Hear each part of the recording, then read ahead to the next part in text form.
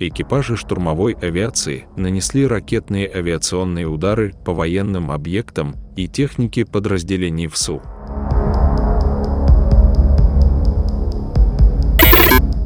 В результате боевого применения авиационных средств поражения уничтожены замаскированные укрепленные полевые позиции и бронированная техника ВСУ.